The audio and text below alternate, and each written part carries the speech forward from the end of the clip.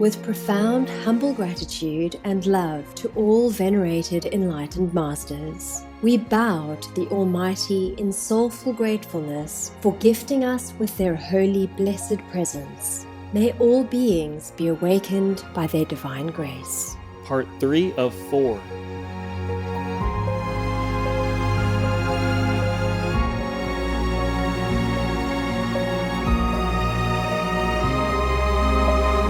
Etc. Be vegan, make peace, do good deeds, heaven Godspeed. Our programs offer many languages. Please visit suprememastertv.com/schedule. But what feng shui does for you is creates a very, very good environment for you to flourish. Once you know how to use it, it can create spectacular good energy to help you to prosper. Please stay with us to enjoy this illuminating congress. The most important part of vegetarianism is the real shift in consciousness that takes place. There is a true correlation between our food choices and violence in the world. Peter Burwash, vegetarian.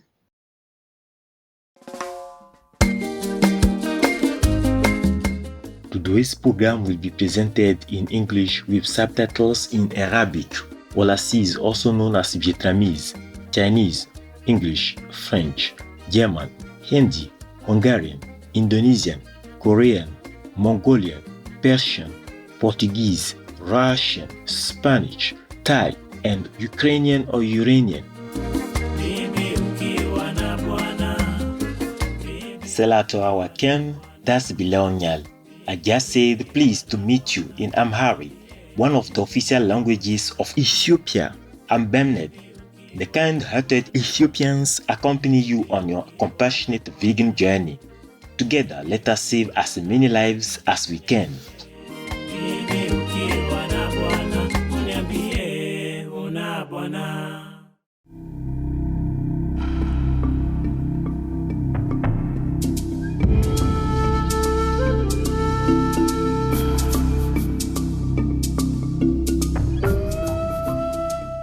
Rich in history, the East African country of Ethiopia can trace dynamic monarchies that date back to ancient times. The nation's legacy can be seen in UNESCO World Heritage Sites such as Harar Jugul, an Islamic community where the Harari language and the cultural heritage have been preserved for hundreds of years.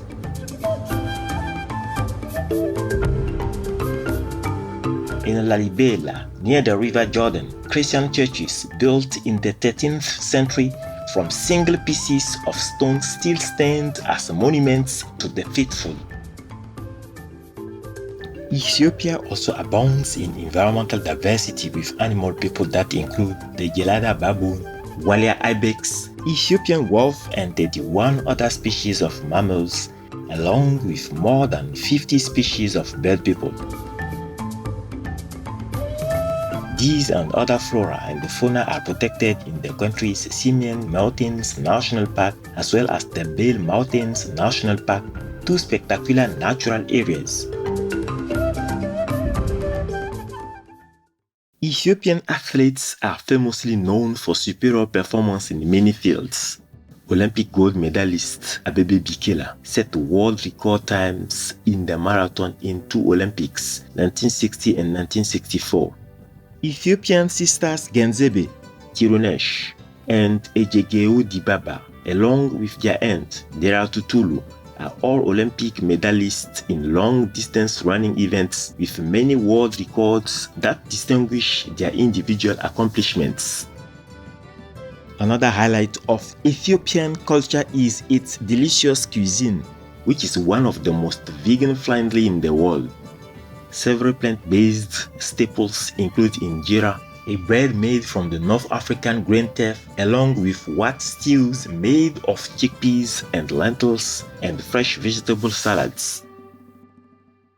In December 2010, the first ever Middle East Vegetarian Congress was held at the Dubai International Exhibition Center, with the public invited to engage in an interactive exploration of the plant-based lifestyle. Organized by the Middle East Veg Group, or MEVEG, supported by the Middle East Natural and Organic Product Expo 2010, and endorsed by the Dubai Health Authority of the United Arab Emirates. The event provided 2 days of seminars, workshops, and video telecasts with experts from around the world, along with rejuvenating veg cuisine.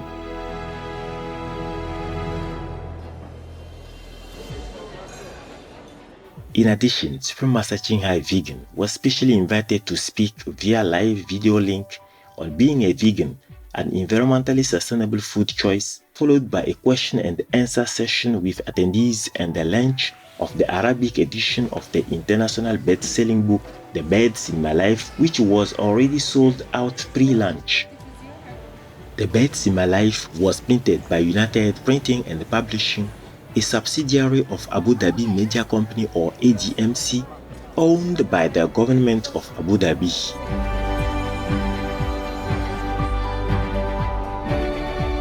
Be veg, go green to save the planet, yo! We now invite you to join us for part 14 of the conference titled The First Middle East Vegetarian or MEVEG Congress, held in the city of Dubai in the United Arab Emirates on December 6, 2010, where Shivani Adalja, vegetarian, a feng shui and well-being practitioner, will continue her presentation on aura and feng shui alignment.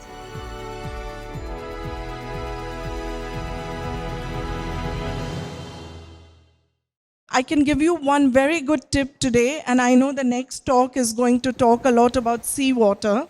If you have a bath in seawater, take a dip in the ocean, that's the cheapest, healthiest, and the best way to align your aura. You know why? Because it cleanses your aura. Have you noticed when you go for a picnic with your family and your kids and you take a dip in the ocean, when you come out, you're very tired. And you just want to sit down and you feel very relaxed. That's because salt cleanses the energy around your body. So living in Dubai, now the weather is good. I think the best way to align your aura would be to go take a dip. Second best way to align your aura would be to meditate. Listen to soothing music, create a nice corner at home, sit for a few minutes in the corner, spend some time with yourself. I have a ritual. Every Friday morning is dedicated to myself. For 3 hours, I put my phone off, no computer. I just go for a walk or listen to music or do something that I really want to do. So if you're a schedule kind of person, you like to schedule everything, then schedule that me time also on your schedule once a week. Now, along with teaching people how to meditate and how to clean aura, we also do workshops. The reason I started doing workshops was because I didn't want people to come to me all the time for consultation.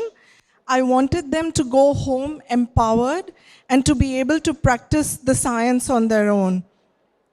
So the different kind of workshops that we do, one is the aura alignment workshop where we teach people how to read aura and how can you apply this knowledge in your personal and professional life. Some people say, oh, what is it to me, all these colors, and how am I going to use this knowledge?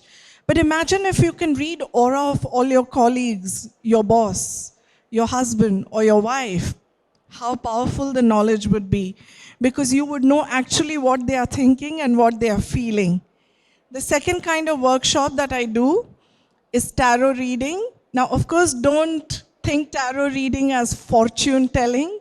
I use it more in terms of healing and as a visual tool for you to understand where you are in life right now. And the current one and the most popular one is the toe reading workshop. Has anyone heard of toe reading? Yes? No? You have, Sandhya? Only on my website. It's a very, very unique science, and maybe we can talk about it after the workshop if anyone wants to know more, where principles of Ayurveda are related to your feet. So in Ayurveda, you have elements of fire, ether, water, air, earth. Every finger relates to one element. And depending on what decisions in life you take, the shape of your feet will change. Because if you see the feet of a newborn, they all are same. Flat, simple, chubby, and nice. Over a period of time, the shape of your feet will change. So all your life events and your stories are recorded in your feet. It's true. Reflexology also believes in this principle. That's why when you go to someone who's really good at reflexology, while doing reflexology, they will ask you certain questions. Are you having fever? Do you have cough? Do you have back pain? Because every point is connected to another part of the body. We also do workshops on developing intuition, teaching people how to read intuition and signs. And the last one is NLP breakthrough, how to apply NLP in your everyday life. And once you learn any of these on your own, with anybody else, do any other courses outside the UAE, the quality of your life over a period of time will improve. Once you align your inner energies, you then need to align your outer energies. I'll tell you why. I have a client, she was just coming out of a breakup. She came to me for an aura alignment session. We did a bit of coaching work with her. She came back after a week and she was still a nervous wreck. And I was thinking there's something wrong because I did so much work with her. What happened? When I went to her house was like a museum. Shoe boxes of greeting cards, all the love notes from her ex-boyfriend, everything that she had collected from she was in 4th grade. Obviously, she was trying to align her inner energy, but her outer environment still carried all the memories from the past. So I'm not saying you're not allowed to have albums and cards and things like that, but you need everything in moderation. If you want to move on in life, you need to keep cleaning the energy around you. So for example, Feng Shui is the best tool to do it. Now please, for a while, remove all the concepts of Feng Shui that you know, because all the books that you read, sometimes they tell you north is water, south is fire, you have to put so many tons of metal in this corner. Doesn't work. All that Feng Shui is about balance. That's all. It doesn't make you a millionaire. If it did, I would be partying in Hawaii right now. It doesn't change your destiny, and you don't win lotteries. That's what Feng Shui doesn't do for you. But what Feng Shui does for you is creates a very, very good environment for you to flourish. For example, if there is summer, it's very hot outside. You have air conditioning at home. You put on air conditioning at a good temperature. You can focus and work longer. Why? Because the environment supports you. Feng Shui is like that air conditioning, nothing more, nothing less. But once you know how to use it, it can create spectacular good energy to help you to prosper. If you break the word Feng Shui, it means wind and water. In ancient China, they believed to have a good harvest, you needed good wind, and for good health, you needed good drinking water. So wind and water, it's as simple as that, is Feng Shui. What you currently read in magazines, newspapers, articles, is all man-made. Very, very different from the original Feng Shui. If you go to the main Feng Shui masters who practice Feng Shui in China, and that's where I learned in Beijing, the Feng Shui master from whom I learned wouldn't even teach me because I did not have background in meditation. He asked me to go learn meditation for a year and then come back to him. Because you need to have certain amount of intuitive talents to be able to do that. Now, Feng Shui is mainly based on 5 principles. The 5 principles are fire, which creates earth, because when you burn fire, ashes are created, so that's the next element. Earth, when you dig earth, you find metal. So that's the next element. When metal corrodes, water is created. So that's the next element. And when water is given to plants, the plants flourish. Wood is the last element. Feng Shui is about finding out where are these 5 elements in your environment and either reducing them or enhancing them. That's all Feng Shui is about. It's not about placing big frogs or big Buddha or putting bells and chimes. It's none of that. Now, just to give you a quick example, fire is a lot of live energy, active, and we associate colors red and orange with it. Would you like to have a lot of fire energy in your bedroom? No, because you want your bedroom to be calm. Water is calm. So you would try and use a lot of water in your bedroom. Water as in not fish tank or big swimming pool, but just watercolors. So this is how you can actually design your house based on the principles of Feng Shui. What Feng Shui actually does, once you design everything, just bring about balance in your life, nothing else.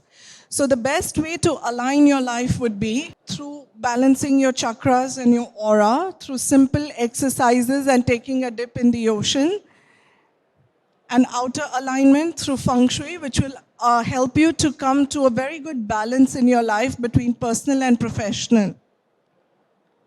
Now, what happens when you combine the two? You align your life.